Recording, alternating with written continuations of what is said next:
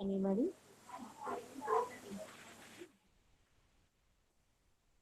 Yes. Can anyone tell me what are the features of object-oriented programming language or C++?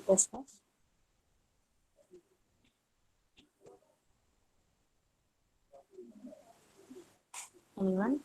No.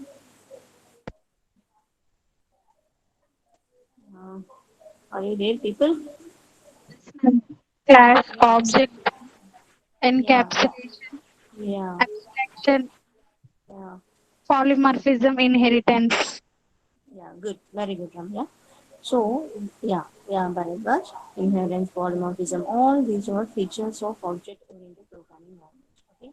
Now, today we are going to see the polymorphism. Already we discussed some of the subparts of polymorphism in first unit and second unit the starting session. And now we are going to see the what is the other type of polymorphism. Okay. Now once go to the Can your PPT. voltage This is low. yes.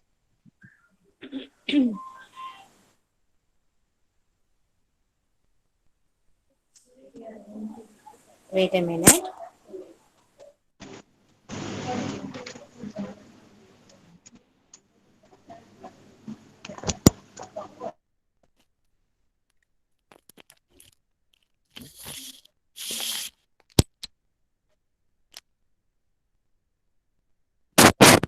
Is it okay now?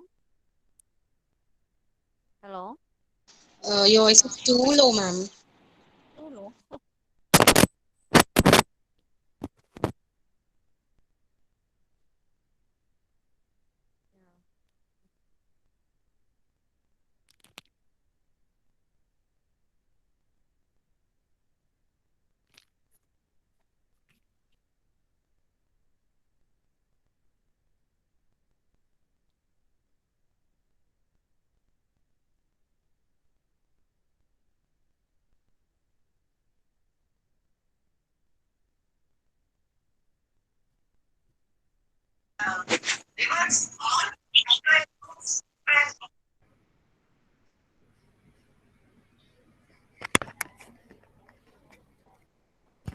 Hello? Ma'am, no, ma'am. Now Hello? okay, ma'am.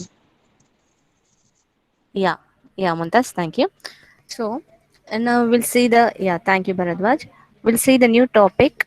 I mean, this one, that is a polymorphism. Already we discussed what is the polymorphism when we are discussing about the features of a C++ programming language. Okay. Can anyone tell me what is polymorphism? What is Many polymorphism? forms. Many Yeah, forms. many forms. So what are the polymorphism types? Data What are the, encapsulation. Compile time no, what are Runtime the, polymers. yeah, Runtime, yeah, yeah, runtime polymer, compile time. yeah, very good, ma. So that is compile time polymorphism and the runtime polymorphism. Again, under compile time polymorphism, what we have? Function overloading, operator overloading. Yes, good, Mahija. That is a function overloading and a operator overloading. So these topics already we discussed. Now, second one. What is the second part of polymorphism? That is the runtime Runtime. polymorphism. Yeah. So what is the runtime polymorphism? We have a function overriding. You can see this one. So this is the polymorphism. So you have a compile time polymorphism and a runtime polymorphism. You can see here. So polymorphism we have two types: compile time polymorphism and the runtime polymorphism. And this compile time polymorphism again we have two types. That is a function overloading and the operator overloading. And come to the runtime polymorphism, we have one type that is a function overriding. So what is function overloading? We are taking the same name for different number of functions, but we can differentiate the function with the number of parameters and the type of parameters. And what is operator overloading? We are using the operators between objects. So in C language or normal C++ programming language, we are using the plus operator or minus operator, multiplication operator between the two variables or two values. But now in this operator overloading, we are using the operators between the objects. Then what is the difference between the operator between two variables and between two objects? Means variables consist of only one value, but come to the object consists of more than one value. So if you are using the operators between the objects or for the objects, that is called as an operator overloading. Okay, now already we discussed these topics in the previous sessions. Now come to the second type of polymorphism. So what is the second type of polymorphism? Runtime polymorphism. So under runtime polymorphism, we have a function overriding. So what is function overriding here? The function name is same, type of parameters are same, and the body is also same, means same. It is taking the one more copy for the function. So function name, return type, parameters and body, all everything. Or you may get the template may be same, that is function return type, function name and parameters are same, or you can take the different body of the function. But what is the function overriding? Return type, function name, parameters. Total syntax is same for number of functions. So that is called as a function overriding. Is this clear everyone? What is the function overloading and what is function overriding? Clear, Yeah, ma'am. so function overloading means same function name, but we are taking the different parameters, number of parameters and type of parameters. But come to the function overriding, total everything is same. Function name is same, type of parameters and number of parameters are also same. Then in that case, how can we call that function? Total syntax is same. So in that case, how can I access the function in a runtime polymorphism? So that is possible with the virtual function. And before going to that, this compile time polymorphism is also called as, compile time polymorphism is also called as static binding or early binding. Static binding or the early binding. And runtime polymorphism is also called as late binding and the dynamic binding. Late binding or the dynamic binding. These are the names for the compile time or polymorphism and the runtime polymorphism. Now, let's go to the compile time polymorphism.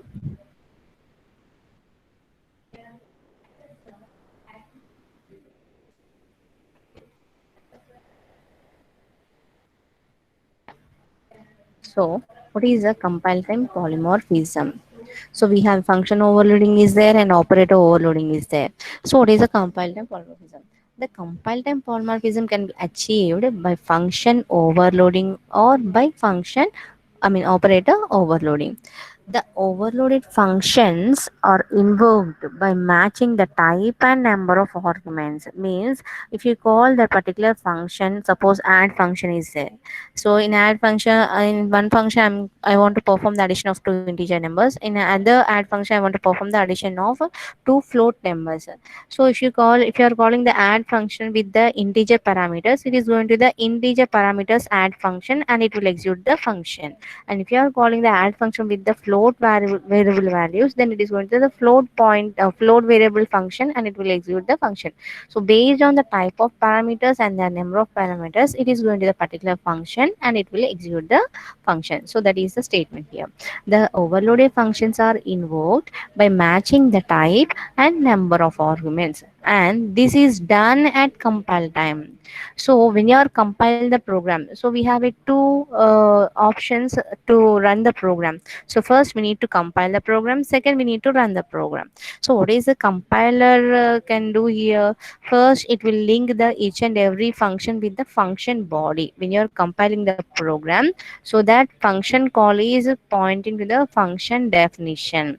Then when you are running the program, automatically the function will be executed. So this binding is when you're calling the function, it is going to the function definition. So this binding is done at the compile time in the function overloading as well as the operator overloading. Okay, so This is the statement. This is done at the compile time. So compiler selects the appropriate function at the compile time. So it is called as compile time polymorphism or static binding or early binding. So why we are called it as a early binding means before run the program the binding will be done.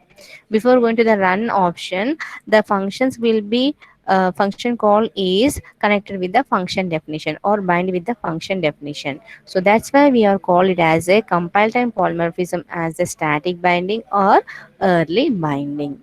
Okay. Next, then what is the runtime polymorphism? What is the runtime polymorphism? In dynamic binding, the code to be executed in response to the function call is decided at runtime. Suppose if you are calling the add function with the integer, so that function call is connected with the function definition at runtime when you run the program. So this binding will be done at the runtime. So this is called as a dynamic binding or the runtime polymorphism or late binding or call it as a late binding. So what is one? Runtime polymorphism is also called as dynamic binding or the late binding. So which includes the concept of overriding. So compile time polymorphism includes the concepts of function overloading and the operator overloading. And come to the runtime polymorphism, the function overriding concepts included in the runtime polymorphism. Then how can we achieve the function overriding concept in the runtime polymorphism? So this one see here. So where we are using this actually the overriding concept. So if you are taking the function overloading or operator overloading with the class programs, you can take the function overloading or the operator overloading, not with the inheritance. Simply take the one class, you can take the overload the function and you can overload the operators. But come to the overriding, we need to include the inheritance concept. So that's why we are calling it as a runtime polymorphism. I mean, polymorphism is a part of inheritance again. Okay. So when you are using the runtime polymorphism, means we are including the inheritance concept. So why we are including the inheritance concept means, so this runtime polymorphism means overriding. Overriding means total syntax is same, number of parameters are same, and body is also same. So how this can be achieved when you are deriving the base class properties into the derived class. Suppose in a base class I have some add function. In derived class also I have a add function. So when you are deriving the base class property into the derived class, so base class add function is also coming into the derived class add function. So in that case, derived class consists of two add functions. Two add function with the same name, the same parameters.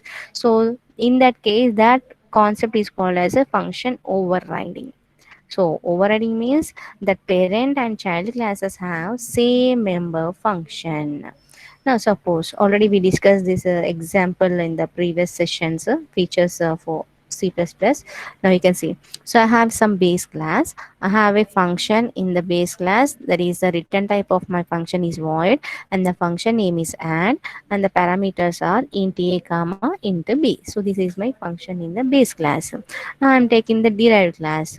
So what is my derived class consist of?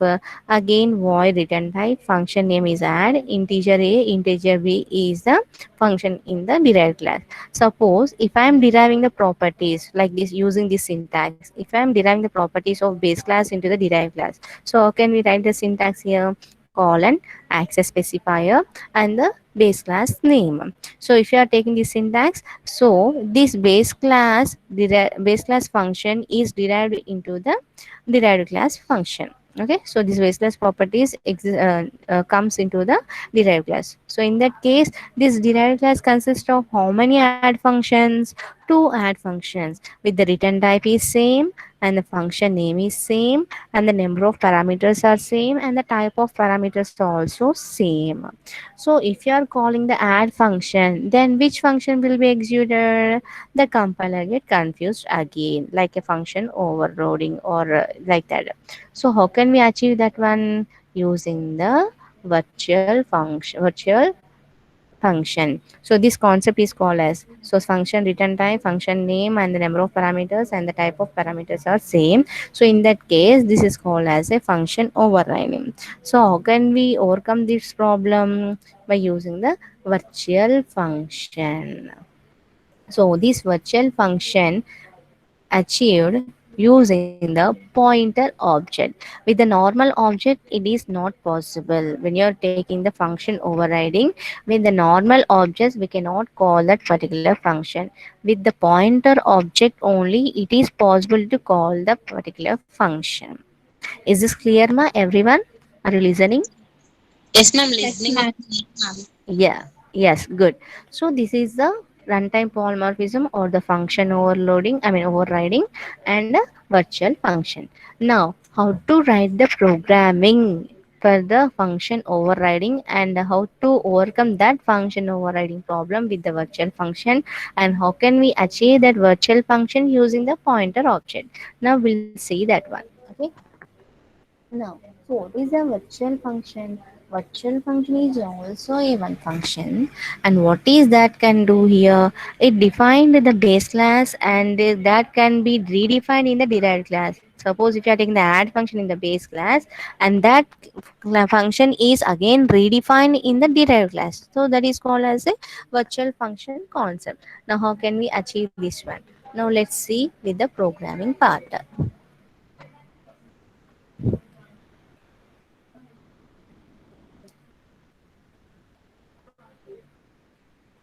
Now, I'm going to type the program.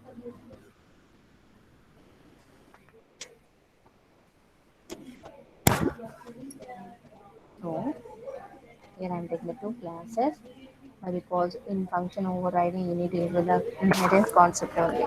So if you are using the inheritance concept, if you are deriving the properties of base class into the derived class, you may get the chance of getting the same name, function name, same parameters like that. So that is called as a function overriding. So we need to include the inheritance concept. So take the program by using this. Then I'm taking the base class, or I can take the super class also.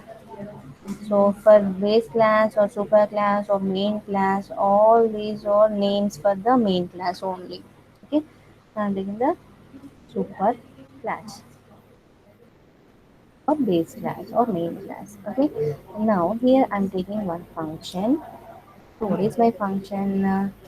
I'm taking the return type of function is integer, and my function name is function only. Function name is function. Now here I am returning the zero value. Just I'm not adding any code here. Just I'm returning the value zero. So for that I'm taking the return type of function as a integer. Okay. Now here I'm taking the return type of function is integer, and here I'm taking the virtual. It is not the virtual function. It is a normal function only, but I will explain why I am taking the name as virtual function. Okay, so I'm taking this. Okay, so in this, I'm going to return the value as 1. Okay, so in the function name function, I'm returning the 0, and the function name virtual function, I'm returning the return 1 value. Okay, so I'm going to close this one. Now come to the subclass or the derived class. So again I need to take the some derived class. So my derived class name as subclass.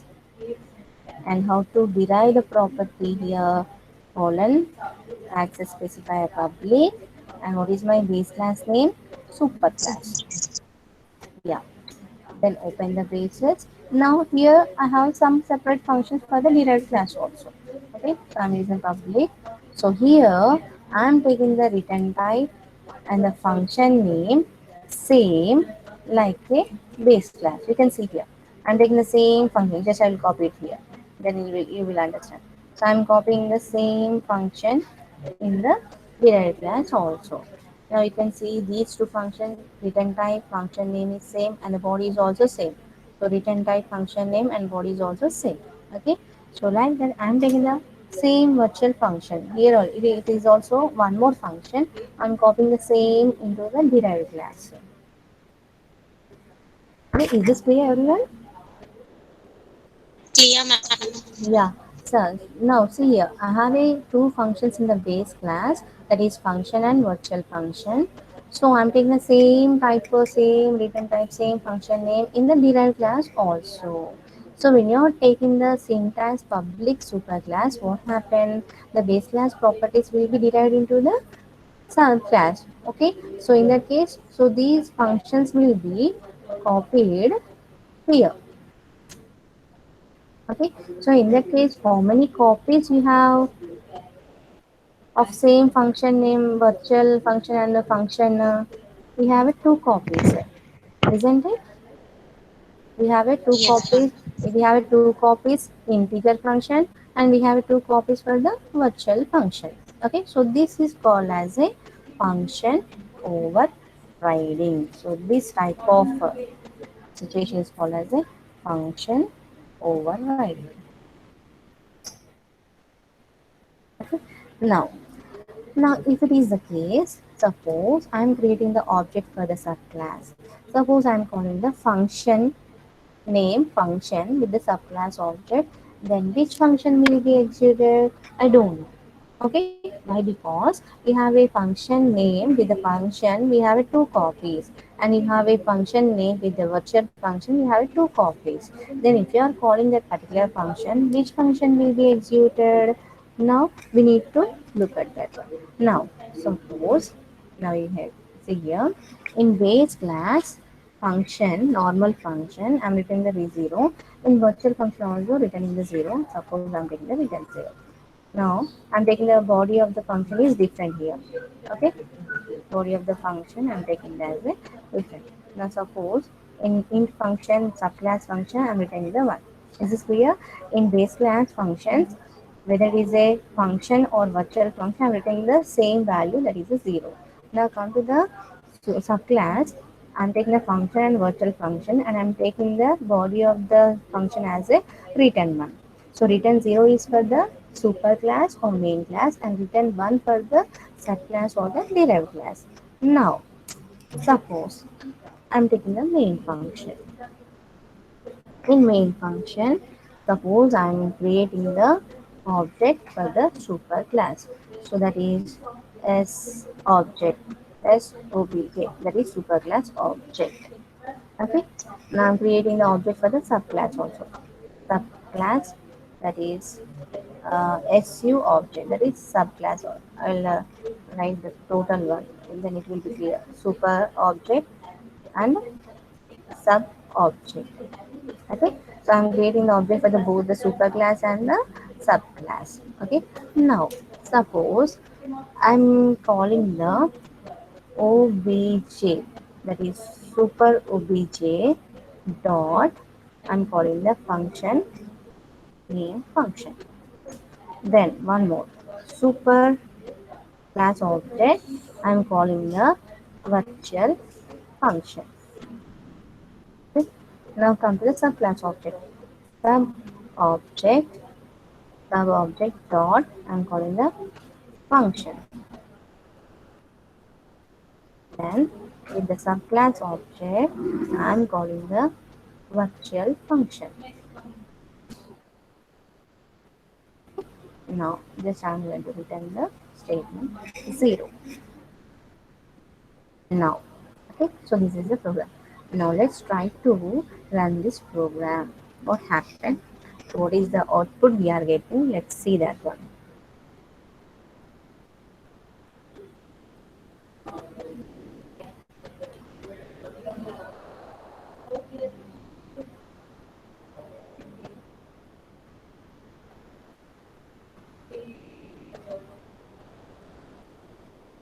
It's taking some time. Yeah, I missed expected declaration before, and yeah, I have taken one more extra. Yeah. Now you can see the output there. What is the output we are getting? Did any output you are getting here? So you are not getting any output. How to get the output here? You need to use the COUT statement. So when you are now, I need to tell one concept here. So when you are taking the function return type like this. So I'm returning the 0, return some value 1. So further I'm taking return type as a integer.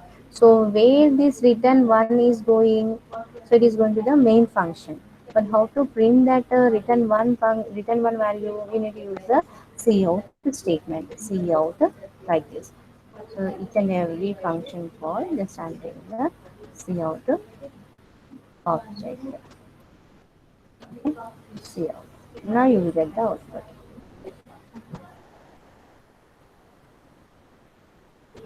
Now write the output at one place. Now everyone write the output at one place. Now see here, what is the output we are getting? 0 0 1 1. So how to get the how you are getting this 0 0 1 1? Now one see here. So for better understand, so here I'm printing one statement slash n. So this is a superclass object now. So this is superclass function calls. Superclass function calls. These are the superclass function calls. Okay. So I'm taking the space between the two functions. Okay. Now I'm taking the same cout statement before the before calling the subclass object. This is a super. This is a subclass function calls, and I'm taking the space between the two functions. Okay. Now let's try to run this program.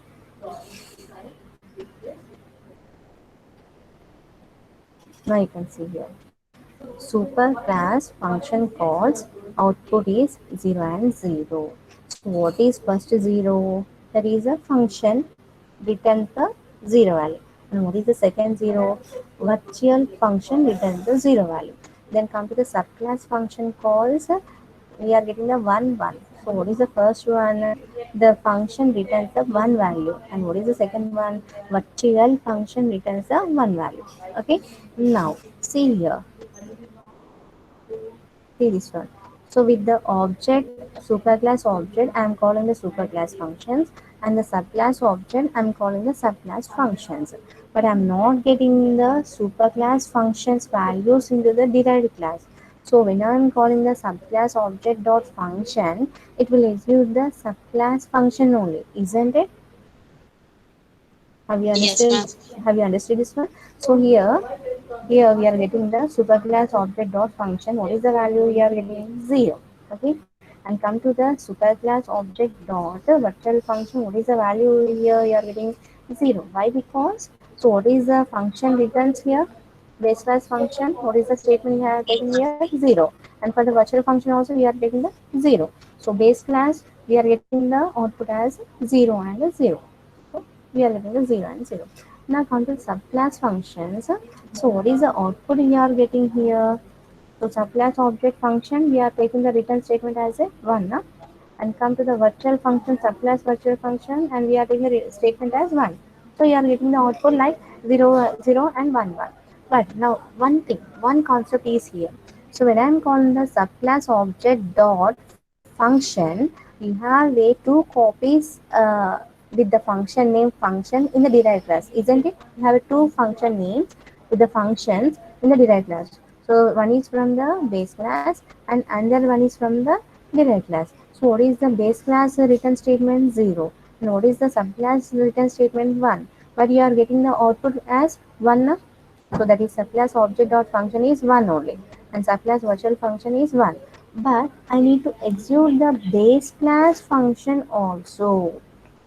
Is this clear, everyone? I need to execute the base class functions with the derived class object. Yes or no? Isn't it? Yes, ma'am. So in previous inheritance concept, we have a base class is there and derived class is there. And with the derived class object, you can call the base class functions also. Yes or no? Anyone, please respond. Yes, Not only Mundaz, what about the remaining people? So if you are creating the object, yeah, if you are creating the object for the derived class, using the derived class object, I can access the both base class data members, member functions, and derived class data members and member functions. But now see here, what happened when you are taking the derived class object with the function, it is calling the only derived class function only, not the base class function. So how can you observe that one? Why? Because base class function must return the 0 and subclass function must return the 1. But what you are getting the output here 1 only, means it is calling the only derived class function only, not the base class function. Then how can we see that one? Then how can we achieve that one? Now let's copy this one. I will show you that with one.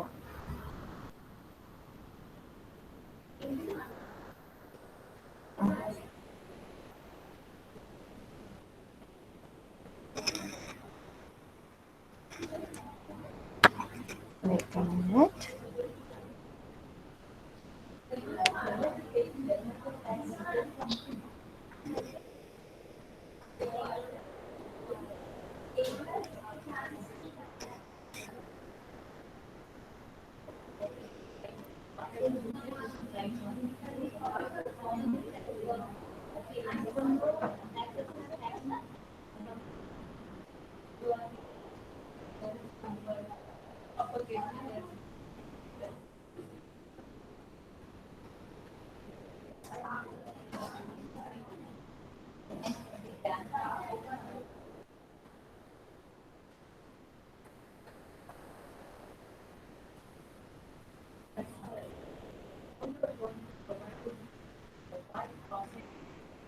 Guys, wait a minute. I'm going to explain this program in the Turbo C++. Then you can understand easily what happened.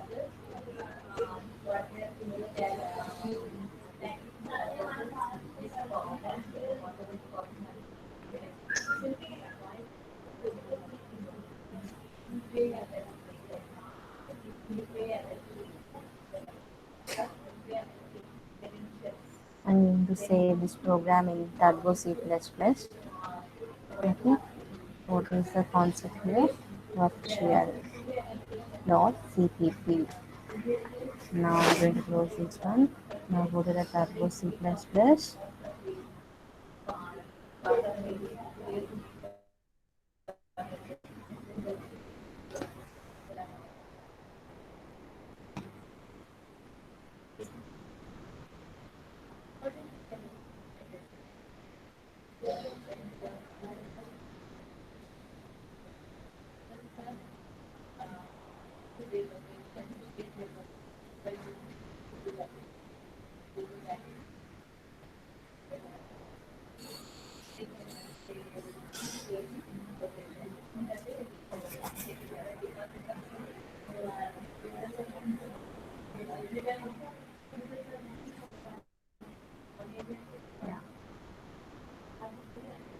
And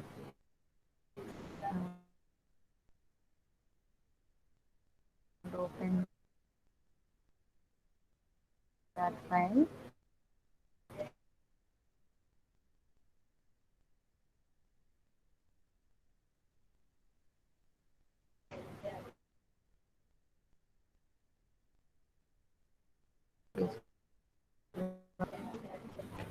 Is my screen is visible, ma'am? No, ma'am.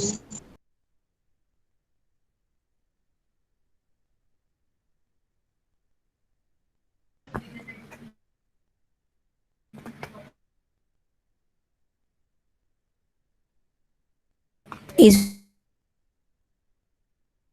my screen is Ma'am, your voice is not properly No, enabled. ma'am. visible? No, ma'am. Voice not clear, It's not ma'am. visible. Voice also not clear, ma'am.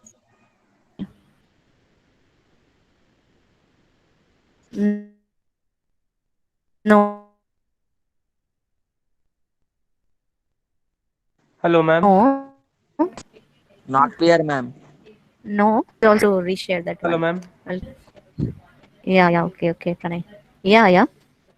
Hello, ma'am. Yes. Now I'll. okay, ma'am. Yeah, ma. Tell me.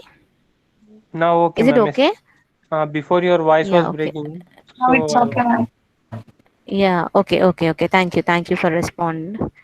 Okay.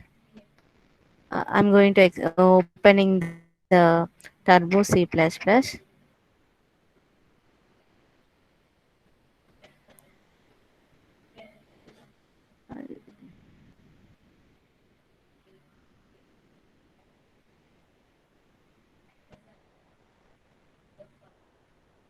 Now I'm going to open that particular function. Just now I have said that no virtual.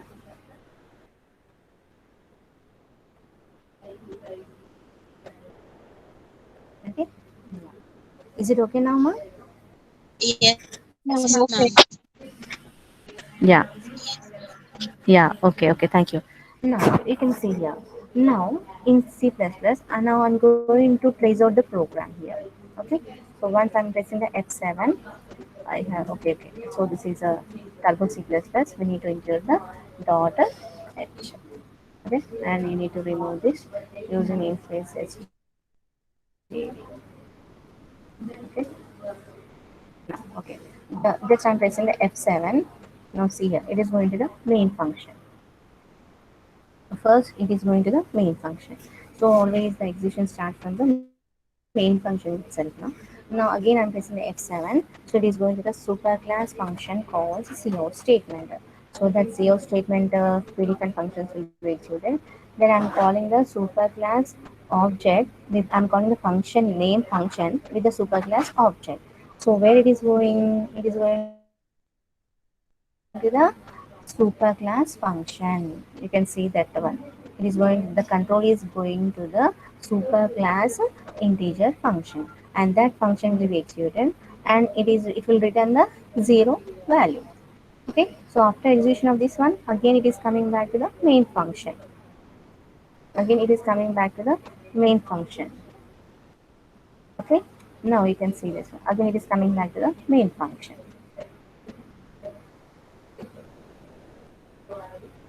Now, now what is the next statement? Just have taken the space between the two functions. The cout statement will be executed. Then what is the next one? I am calling the virtual function with the superclass object. Means it is going to the superclass virtual function. So it is going to the superclass virtual function, and that function body will be executed, and it will return the zero only. Okay. So it will return the zero. Again after execution of this one, again the control is coming back to the main function. Again the control is coming back to the main function. You can see here. Okay, the control is coming back to the main function. Okay, so in previous function value output is 0 and virtual function value is 0. Why? Because it is going to base class functions and it will return the 0 value. Okay, now I am creating the object for the subclass now. So what is the statement here? I am calling the function with the subclass object. I am calling the function with the subclass object. So now where it is going? Now it is going to the subclass object. Means we are calling the function with the subclass. Now it is going to the subclass function only, not the base class function. Even though the function name is same, it is not going to the base class function. Okay, so now you can see here it is in the derived class function. So it is going to the derived class function only. It will execute the value. Okay, that is the return statement. And after execution of this one, again it is coming back to the main function. Again it is coming back to the main function. You can see that again it is coming back to the main function. So what is the next statement? See your space. I'm taking space between that one. That statement will be executed.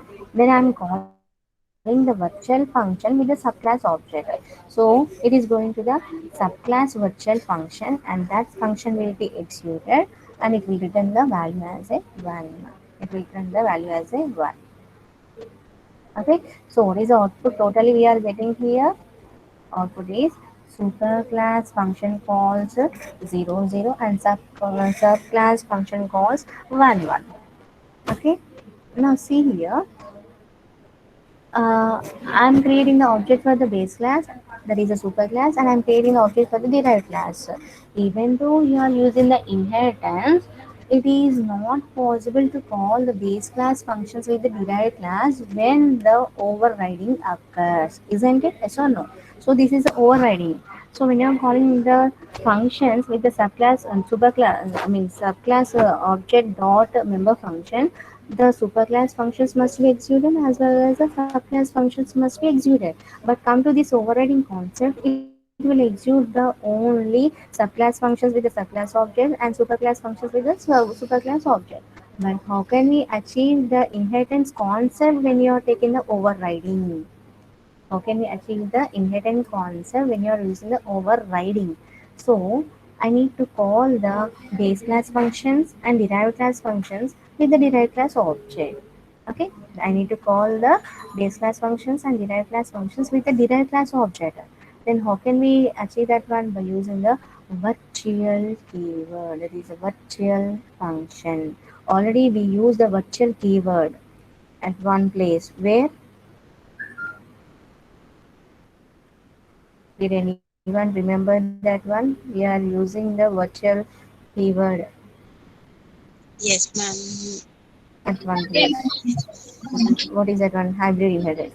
Yes, good, good drum, good Soumya, good.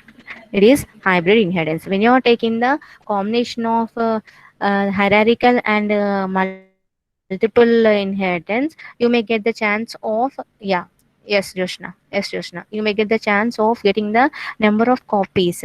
So to overcome that problem, to create only one copy, we are using the virtual keyword there. Same thing here, we are using the virtual keyword before function name. Now you can see here. Now just I'm removing this one.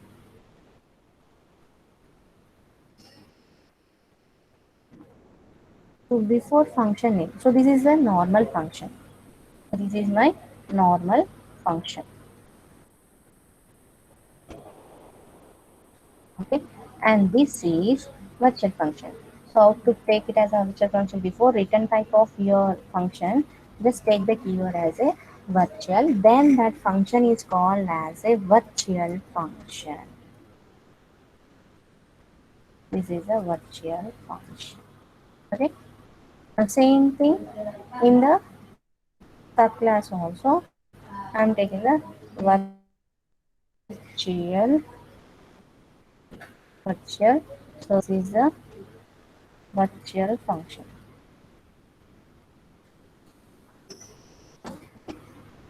So this int function is a normal function. Now you can see here, I'm taking the int function base class here. I'm taking the same int function in the derived class also. Okay.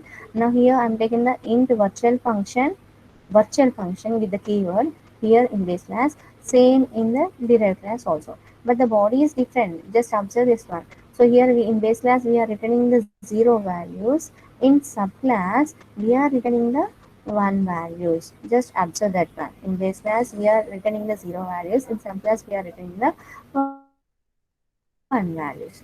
Now, so when you are using the virtual function, we need to use the pointer object keyword.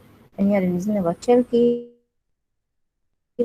we need to use the pointer object. Now, how to create the pointer object? Like a normal object, but we need to use the asterisk symbol. Okay, now I am creating here object pointer object, that is a sp, that is a super pointer. Just I'm call it as a super pointer. So it is a super, p means super pointer. Okay, now I'm creating the object subclass object also now.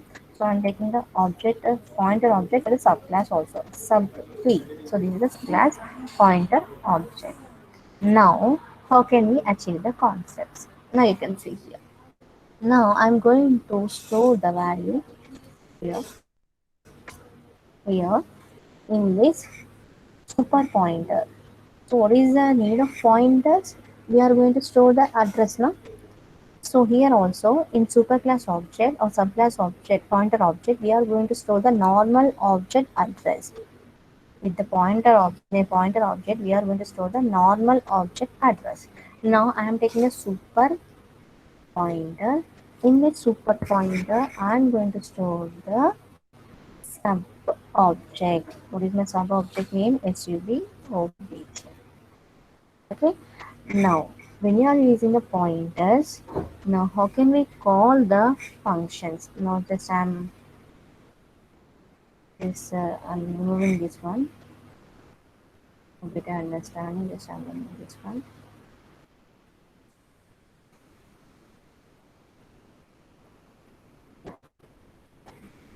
Now you can see here. So I'm storing the subclass object address into the superclass pointer object. Means what is the super pointer object? Consists of subclass address object or subclass object address. Now, suppose I'm calling the super pointer function. I'm calling the function as well as a virtual function with the super pointer object. I need to call the functions with the super pointer object.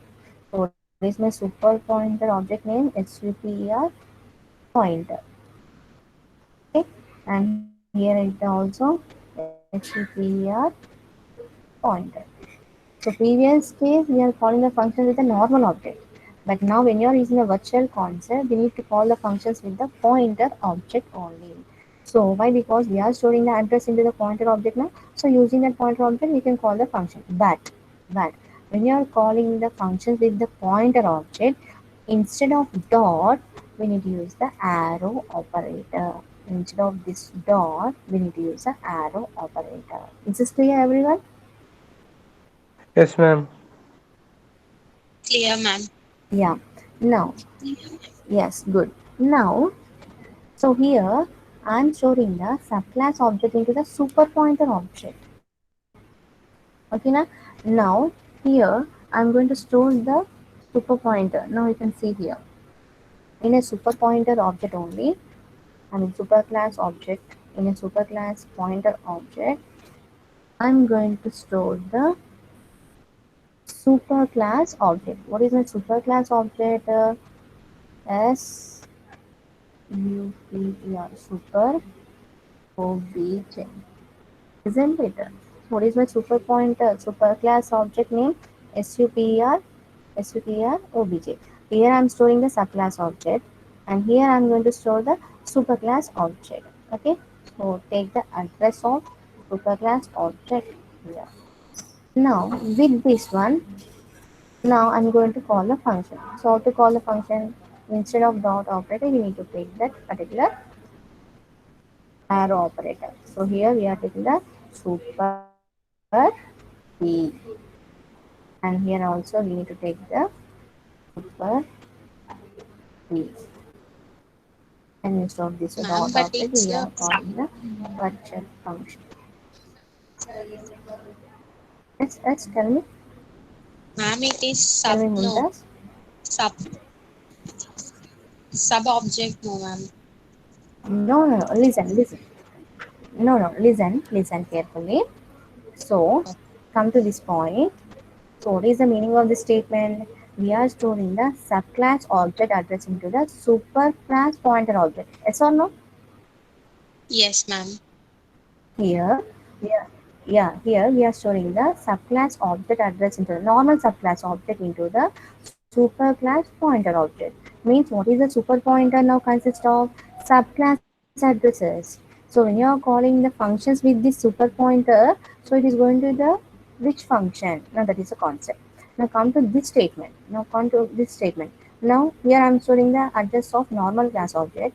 Now in second case, I am storing the address of superclass object into the superclass pointer itself. Is this clear?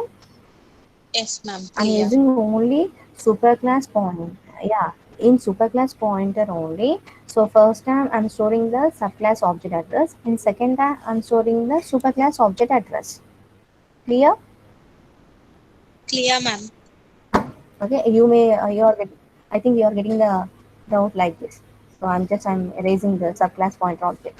Okay, so using superclass pointer object, I'm going to show the base class object address as well as the subclass object address.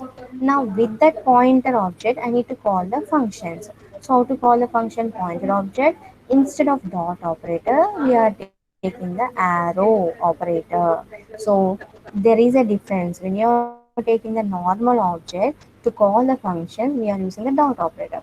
And when you are taking the pointer object to call the functions, we are using the arrow operator. Okay. Now try to run this program, and what is the output? What is the previous output, ma?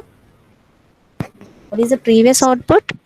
Superclass object. The function 00 sub 11. 0011. Yeah. So we are getting the Double zero zero. zero one one. Now let's see the Now let's see the output of now the even you are using the virtual. Just I'm going to save this program. Okay, I'm going to save this program. Yes, I want to. Now, just compile the program. Okay, now I'm going to run the program.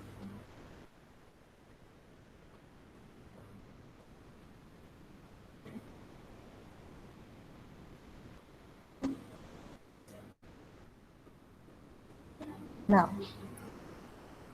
I think I need to clear the values, otherwise you are getting the previous output now. So I'm going to take the CLR SCR clear screen.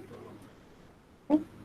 So when you are using the clear screen, we need to include the hash include, okay, conio dot h. Okay.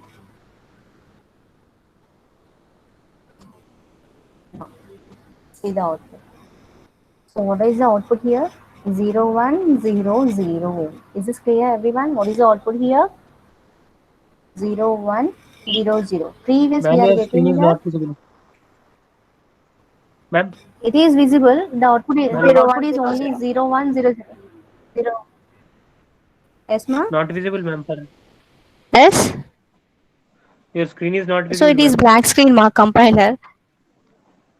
My screen is black. Once see the output there. Zoom it. Here recording is coming Are in you front getting the of. output? Remain. In recording plus we got Yeah, output, maybe you ma'am. are getting the, yeah. Same, ma'am. Yes, yeah, yeah. Yeah, okay. I will do one thing.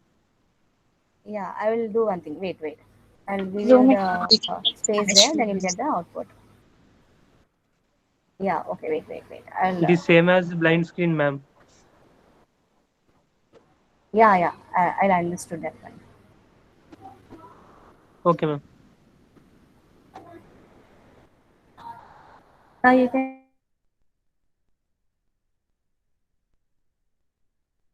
see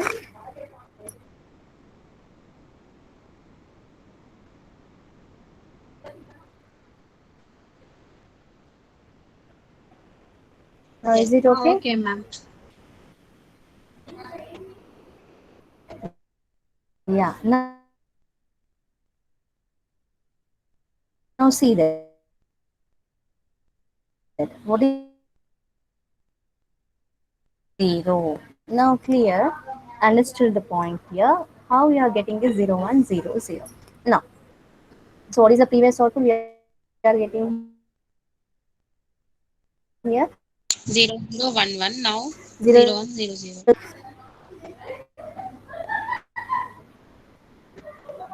Okay, so previous output is 0011. So already I have in a comment lines I have taken the statement as 0011 as the output. Here we are getting the 0, and in the super class virtual function here it is a 1, and here we are getting the 0, and here we are getting the outputs for the program in the comment lines aside. Is my screen is visible to everyone? Yes, ma'am. Yes, ma'am. No. Yeah, good.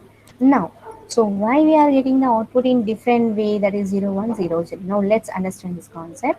Now, so what happened in this statement? I am creating the subclass object into the superclass. I am storing the subclass object into the superclass. Means what is the superclass pointer object consist of now? Subclass data member values. Yes or no? Yes, ma'am. Please respond with the chat box. Yeah, please respond in the chat box. I can understand whether you are understood or not with that particular statement. Okay, yes. So here we are storing the subclass object address into the superclass pointer. Means this superp consists of now subclass object values now.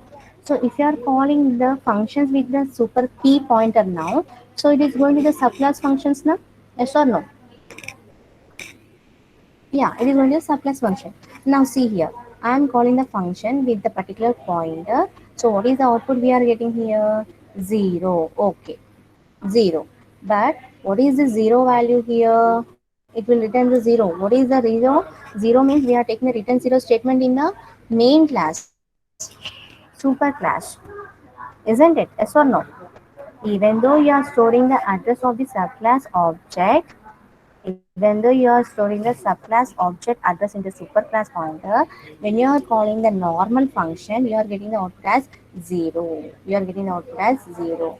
But when you are taking the virtual function, so this super P now consists of subclass object address, but when you are taking the virtual functions here, now it is going to the subclass object, subclass data members. So here in the normal function, it is going to the main class function. So when you are taking this one, it is going to the subclass function. Pranay, is my voice is not audible? Okay. Now coming to the second statement here. Here we are storing the address of the superclass object into the superclass pointer. Now what is a super pointer now consists of superclass values only. Now if you are calling the function with the pointer, it is going to the superclass function. That's it, no problem. So here we are storing the superclass object address into the superclass function. So it is going to the superclass functions only, no problem. But when you are storing the subclass object address into the superclass pointer, if you are taking the normal function, it is going to that particular superclass function only, not the subclass function. But when you are taking the virtual function, it is going to the subclass functions. Somebody posting the message as time up madam, time up madam. Santosh and Harish Rao. Okay. Okay, so just understood this concept here. So even though you are storing the address of a subclass object, and if you are calling the base class, if you are calling the function, it is going to the base class function only. If you are using the virtual class function, it is going to the virtual class function. So that is the concept. Now here we are storing the superclass object address into the superclass, means defaultly it is going to be superclass functions only, no problem. But when you are storing the subclass object address into the superclass pointer object, so what happened with the normal function and what happened with the virtual function? So with the normal function, it is going to superclass function only, but with the virtual function, it is coming to the subclass functions. Okay, I will continue this topic in the next session. Okay, is it okay, Okay, ma? ma'am. It's okay, clear, ma'am. Yes, ma'am. Understood the concept? Yes, Yes, ma'am. yes. Okay, okay. So we'll see the remaining, explanation in the next session. Okay. Okay, ma'am. Ma'am, attend now. Uh, Wait a minute. I want. Yeah, yeah. I want to download the attendance. Wait a minute.